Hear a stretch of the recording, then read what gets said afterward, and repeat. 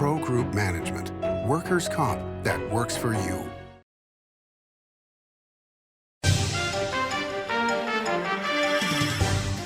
Welcome to Nevada Newsmakers. This is Orrin Johnson filling in for Sam Shad. Joining us today is Will Durham, the Executive Director of the Nevada Neon Project. Next on an all-new Nevada Newsmakers. The 13th annual Nevada Newsmakers Goes to Washington is brought to you by Pro Group Management, workers' comp that works for you. NV Energy proudly serves Nevada, providing electricity to 2.4 million electric customers. The Nevada Mining Association, mining a better future for Nevada. Silver State Government Relations, we know Nevada, so you don't have to. And University Medical Center of Southern Nevada, offering the highest level of care in Nevada. The Nevada Builders Alliance has been protecting the interests of the construction industry for over 50 years. Our programs save members thousands of dollars every year and allow them to provide much-needed benefits to their employees. Our industry also allows Nevada to grow. If you're thinking about a career in the construction industry, reach out. And if you haven't thought of a career in construction, what are you waiting for? We are the Nevada Builders Alliance. Meet Nevada Health Link, Nevada's official health insurance marketplace. Your link to savings, selection, free assistance, and name brand health insurance, where 90% of enrollees lower the cost of their monthly premium. Everyone deserves access to quality health coverage, no matter your income or family size. Visit NevadaHealthLink.com. A few minutes could save you hundreds of dollars per month. Nevada Health Link. Our plans are made for your plans. Like a traditional handmade basket, retail is woven into the fabric of life in Nevada. From big box to mom and pop, retail supports our communities in countless ways. Jobs for the disabled, team uniforms for kids, help for the elderly, and so much more. Retail employs over 1 in 10 workers. Retail supports Nevada, and we support retail. RANNV.org. This is Nevada Newsmakers with host Sam Shad, a no-holds-barred political forum. Now, from the Nevada Newsmakers broadcast headquarters, here is Sam Shad.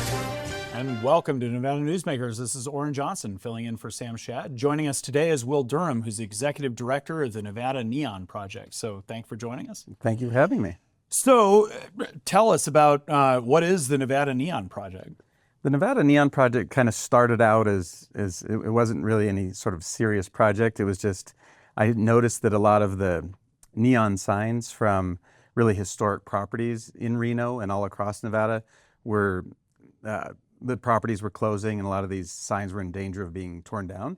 And I just felt like, shouldn't someone save these? And they just felt like they had a real, they were important to our collective history and our cultural heritage. And so, I just decided that I guess it's on me that if I think these should be preserved, then I have to take that initiative and started doing that. And so I started saving signs from places like Harold's Club, Nevada Club, the Mapes, Riverside, places in Las Vegas. And the more I started saving them, I mean, I just thought they were interesting and maybe convincing myself that they were important. So at this point, you're just a guy with a weird collecting bug.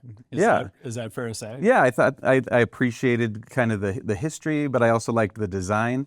And then the more I did it, I started thinking, these are important. They're an important part of our state history. And so I just did everything I could to save them and showing them off when we could at certain exhibitions. But then as we progressed, the idea was always to have like a museum to have these out and so that the public can enjoy them.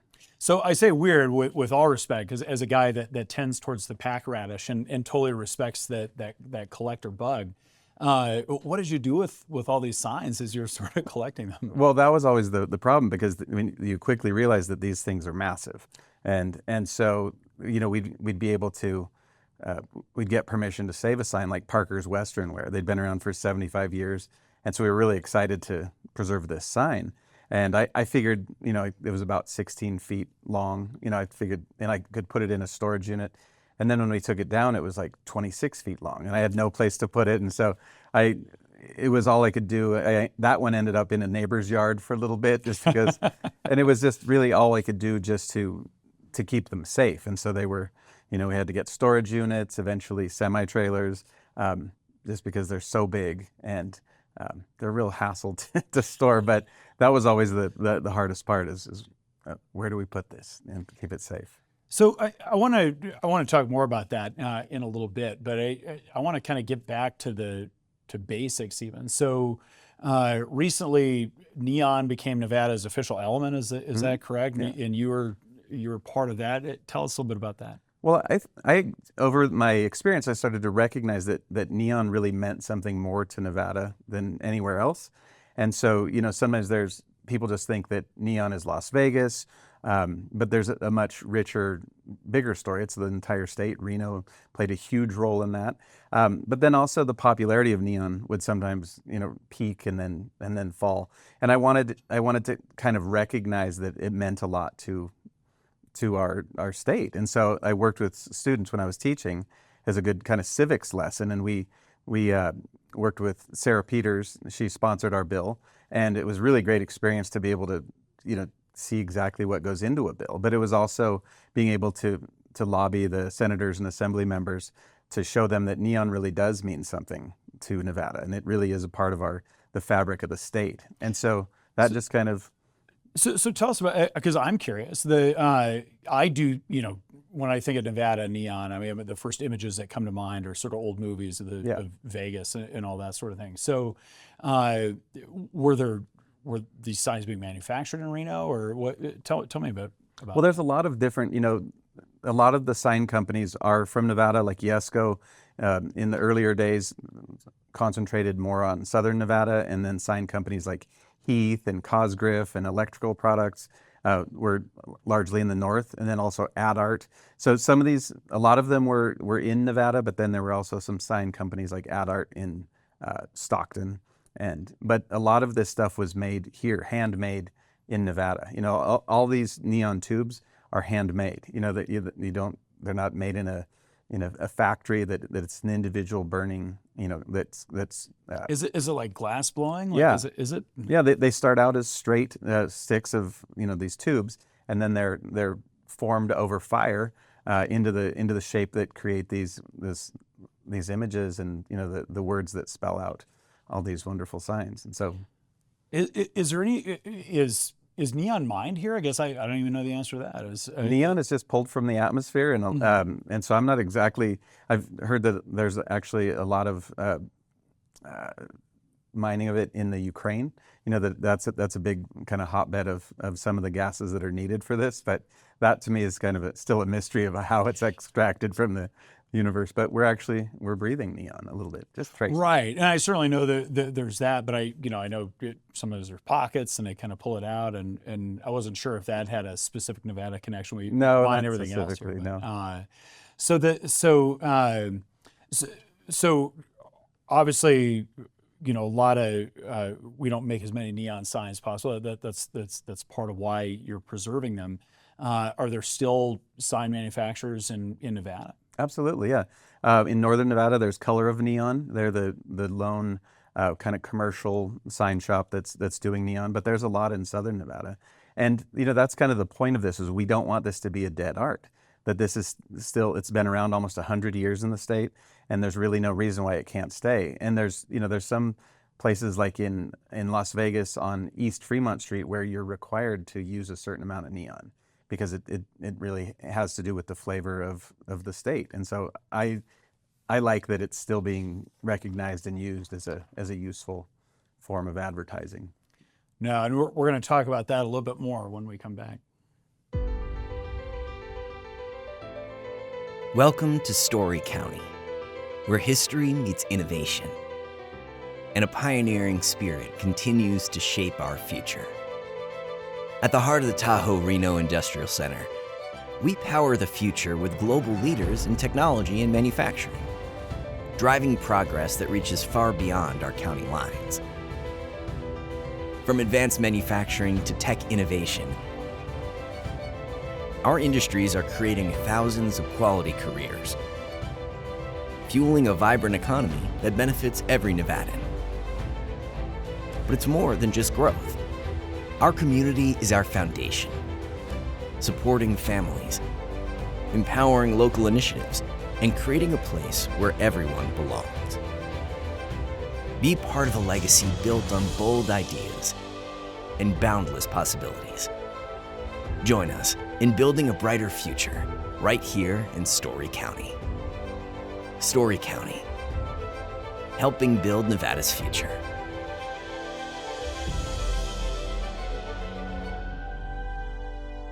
No tricks, just treats at the Carson Valley Inn during the $100,000 Monster Pirate Treasure giveaways. Thousands in cash and free play giveaways every week. A monstrous $25,000 in guaranteed grand prize giveaways. Don't ghost these giveaways. Halloween awaits at the Carson Valley Inn. Pro Group Management specializes in providing industries with the necessary components to satisfy and exceed workers' comp requirements. Every business has unique needs and specific regulations. Pro Group Management stays ahead of the curve, providing up-to-date services to keep your industry in top form. Discover how we simplify your tasks, improve efficiency, and reduce expense to keep you moving in a positive direction. Pro Group Management, workers' comp that works for you. This is Nevada Newsmakers.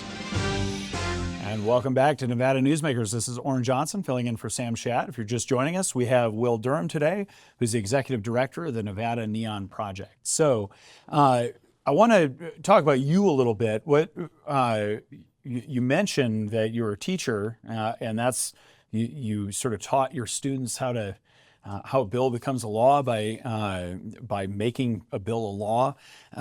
So tell us about that. How'd you go from being a teacher to being the executive director of Nevada Neon Project? Well, Nevada Neon Project has been, an entity, kind of a loose entity for about 25 to 30 years, and I consider it the overall project of just starting to preserve the signs, bring them back to life, and showing them. So this has been happening while I've worked in other industries. I worked in the film industry for a long time. I've worked in museums, and then also as a teacher. So this has been. What did you do in the film industry? I worked mainly in the art department, doing production design, art direction, set dressing, props, and so that's kind of all those skills have kind of come back to help with the exhibition of these. So you went from the exciting glamour of Hollywood to the classroom, which I probably don't blame you for. But and then what did you teach? I taught 5th and 6th grade math. Oh, okay. Yeah. Okay. And how long did you do that? I did that for about 13 years. Interesting. I totally assumed it would have been a social studies, and that's why you're. Did your students participate in the whole bill project? Oh, absolutely. Yeah, they were the ones. They were the ones that did all the lobbying, and so every student had their time to go to the legislature, and it was right before COVID, and so everything was open, and we could go around and we could set up meetings, and we'd meet the legislators in the lobby and watching the kids pitch and explain why this meant something to Nevada was really exciting because they all felt a real piece of this, and it was we got to make a little bit of history. And so. Was there something? So what about the neon signs in particular? What drew you to this particular art form and this particular collecting? Well, I think the base thing was probably be an attraction to colored light, like with maybe Christmas lights and the way that created a really exciting warm energy, and so I always loved Christmas, and then so being able to go downtown occasionally, you'd still feel that excitement and energy, and I just as I gained stronger aesthetic sense, I started to appreciate the typography and the design and the craftsmanship that went into these, and I realized that there was something that was pretty unique to Nevada, that we did things differently, especially when they started to disappear other places. And so is there a lot of the internet now has made it so that collectors of these types of things, it seems like kind of one-off, but there's people all over the world that are into this. Is there sort of a collector community for neon signs, of people preserving this all over the world? Absolutely, and not just collectors, but also people that are doing things to preserve signs in place and opening other museums. A few weeks ago, I went to the Neon Symposium. It's called Neon Speaks, and it's organized by some people in San Francisco that kind of put all these different people that were working on interesting neon projects together. So there's a sign museum in Cincinnati, the American Sign Museum. There's one in Tucson, and there's a lot of interesting projects. The Museum of Neon Art in Glendale, California, and kind of putting all these groups together. And it's been really great because you realize that, when I first started doing it, it felt like, why am I doing this? Is this worthwhile? And then kind of meeting other people that have the same passion, that have actually, created museums and exhibitions, and learning from them. And so there is a group. And then as far as collectors, I kind of try to distance myself from the collecting world because I don't sell signs.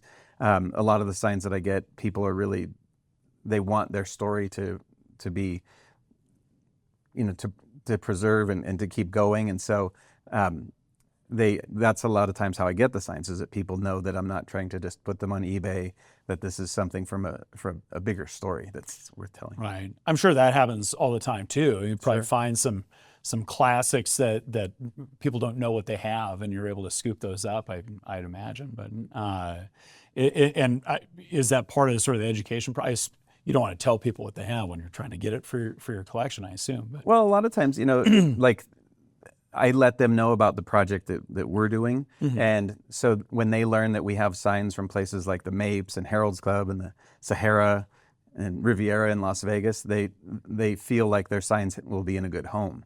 And so that they may know that their signs are valuable, but they know that we're not trying to just make a profit, that they are valuable, but it's something, it's kind of a bigger picture thing. And so I feel like we've gained a lot of goodwill for how long we've been doing it, the Neon Bill, because they understand that we really have the best interest in mind for their signs. Yeah, I love that. All right, we're going to talk a little bit more about the museum itself that I know that you have planned when we come back.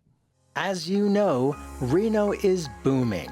Toll's development company is helping it grow with insightful design and development, building community with every project, adding beauty, adding excitement, emphasizing our shared humanity. Reno is becoming bigger. Toll's development is helping it become better, more livable, more enjoyable. To learn more, go to tollsdevelopment.com. tollsdevelopment.com.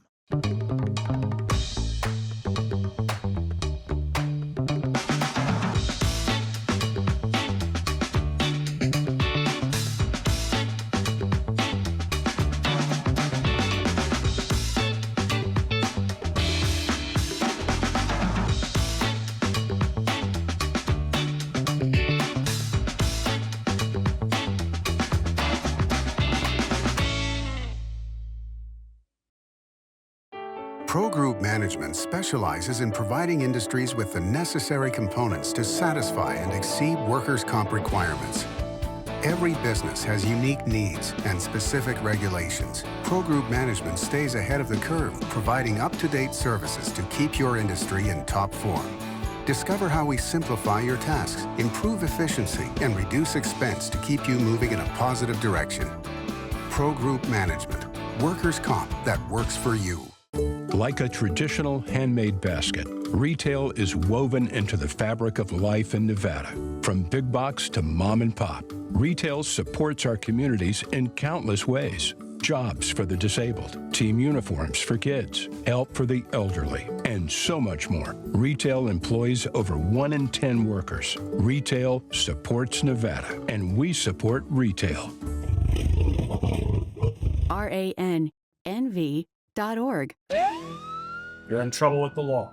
It's easy to think you'll lose everything, but there is hope. I'm attorney Orrin Johnson.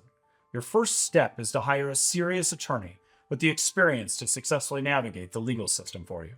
Sometimes hope means addiction treatment instead of jail, and making sure you're treated fairly. Sometimes hope means fearless trial attorneys who will stand up to the government when they get it wrong. Call or text Orrin Johnson Law. We'll make a plan. You'll take back your life. This is Nevada Newsmakers. And welcome back to Nevada Newsmakers. This is Orrin Johnson filling in for Sam Shad, and joining us is Will Durham, the executive director of the Nevada Neon Project. So you mentioned the word museum a bunch of times in the last segment, and your goal is to open a museum, and that's happening, right? That's underway. It is. Tell us about that. So that's always been the goal, and I think maybe I was trying to convince myself that these were important early on. But it's always been the goal to have these things back out there and people enjoying them. The problem with it is these things are massive and they require a lot of power. And so it isn't just like you find a normal size building to show these off. It's like you'd need a substantial building with tall ceilings and, being able to have a lot of power. And that that isn't just an easy thing to do cost-wise. And so that's always been the goal. And so we've had exhibitions at places like the Nevada Museum of Art, Museum of Neon Art, UNR, all over. And so the goal was maybe that would be a proof of concept. And so, and it was to see these in a museum setting, realize that this is worthwhile and it would work. And so we really just wanted to get these things out there. And so we were talking with different people this year, and then an RFP came up for a space at the bowling stadium that used to be the Bowling Hall of Fame. And it's about 7,200 square feet with 14-foot ceilings. In the building of the? Yeah, it's on the ground floor on the corner of University and 4th. It's a great location. And then, when I really started to look at the space and realize how close it is to downtown, and then also the fact that so many bowlers will be coming through, it really felt like that we have a real shot at being successful there, because we have access to a lot of new people coming through, and we're excited to be a part of kind of the renaissance of downtown and be something for locals to be proud of too. So this is happening downtown. I'm sort of amazed, frankly, we don't already have one. Like once you think about it, it seems so obvious that there should be one. So when is it opening? Do you know? Well, we're looking for early winter, so we're hoping somewhere in January. And January 26th? Yeah. Okay, this winter. Yes, this winter, yeah. So we're going full speed ahead. We're finishing our design work, getting all our permits and paperwork, and so we're really excited to just really start putting this together. Do you have a website that has pictures of some of the signs, that sort of thing? I assume you're asking for donations anytime you're opening a museum, that sort of thing? Well, we're not a nonprofit at this point. When we open our final museum, the one that will live on way past me, that will be a nonprofit. But this is not a nonprofit at the moment. Okay. So we're looking for people that are doing founding memberships and also sponsors. And so, we've had really good luck with some kind of local sponsors, people that, kind of cool places within the community, like Royce and the Best Bet Motor Lodge that kind of are already contributing to kind of the feel of Reno. And so that's kind of where we are in that with the sponsors. And okay. Is there a website yet? NevadaNeonProject.com. We're starting building that. We're also on Instagram and Facebook as Nevada Neon Project, so you can see a lot of the signs there, and we're getting our website dialed in with photos of the signs that will be in the exhibition and ways that people can help. So, no, that's super fun. So the goal, obviously, of the museum is not only to display but to preserve and protect and all of that. So what do you see in the future? Obviously, I'm sure a lot of places are moving to LEDs and all that sort of thing. It's sort of cheaper and less energy intensive and all that, but isn't frankly as cool. So what steps will you be taking with other people to sort of preserve this art in the future and make sure it stays alive? Yeah, well, I think also exposure to this, because there is kind of a misnomer that neon is an energy hog. It really isn't. It's an efficient form of illumination, and it's also, it will last forever. Right? I just had a sign from a bakery, and it's still, the original transformer in glass is still going from 1953. So this stuff endures. And so I think kind of changing people's perceptions of this. And then when they see this as an art form and something that means something to Nevada, we're hoping that business owners will think, well, we should have a neon sign. We should have something that kind of gets people's attention in a way that's authentic to Nevada.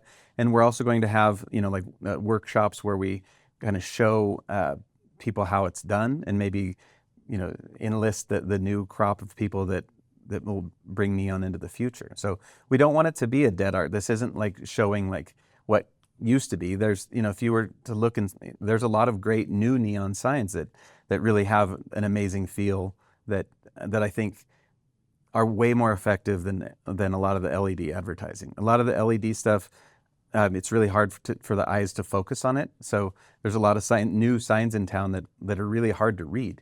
But you don't have that with neon. Neon is crisp and sharp. What, do you know why that is? I just the way it affects the the rods and cones in your eyes. A lot of signs will be they use a kind of bright blue, and my eyes can literally not focus on it. So with neon, I never have that problem. It's just super crisp, and you can read it from hundreds and hundreds of feet away, and it just breaks through the atmosphere in a beautiful. This stuff is so interesting. It's things that you don't think about. Yeah. And now I'll never not think about it every time I see a neon sign. And I love that, actually. I think that's fascinating. I can't wait for the museum to open and to take the family and go see it. So that's all the time we have for today. But thank you so much for coming and sharing this. Of course. Thank you for having me. All right. We'll be right back. Each day, the Children's Advocacy Alliance partners with leaders, legislators, and families across Nevada to improve children's health, education, economic well-being, and safety. We recognize Nevada will be no better than the state of its children. Be a part of this change. Be a supporter of the Children's Advocacy Alliance. For more information, go to caanv.org. Imagine a magical garden that feeds Carson City's hungry and homeless, teaches our high school students agriculture, creates hanging floral displays to beautify downtown, and yet charges nothing. It's not magic. It's the Greenhouse Project. It's real, it's growing, and it needs your help. Go online to carsоncitygreenhouse.org so together we can grow it forward. Hit the road in style during the $150,000 Roads to Riches giveaways at Tamarack Casino. Win up to $5,000 every week and a top prize of a 2026 Chevy Traverse or $40,000 in cash. It's the $150,000 Roads to Riches giveaways at Tamarack Casino. Save money and take transit. Did you know you can ride the bus all day for less than what it would cost you for a gallon of gas? Plan your trip now by going to rtcwashoe.com. Welcome to the Ahern Boutique Hotel, where luxury and warmth come together in the heart of Las Vegas. We take pride in offering a one-of-a-kind experience for both locals and tourists. Join us for handcrafted cocktails and an unforgettable experience. Joel's Chop House, the perfect place to savor views of the Las Vegas Strip. Satisfy your cravings at the Ahern Chocolate Shop. No smoking, no resort fees, and the parking is always free. The Ahern Luxury Boutique Hotel is your home away from home. The 13th annual Nevada Newsmakers Goes to Washington is brought to you by Pro Group Management, workers' comp that works for you. NV Energy proudly serves Nevada, providing electricity to 2.4 million electric customers. The Nevada Mining Association, mining a better future for Nevada. Silver State Government Relations, we know Nevada, so you don't have to. And University Medical Center of Southern Nevada, offering the highest level of care in Nevada. That's all the time we have for today. Thank you for joining us on Nevada Newsmakers. This has been Orrin Johnson filling in for Sam Shad. You can join us 24/7 on NevadaNewsmakers.com.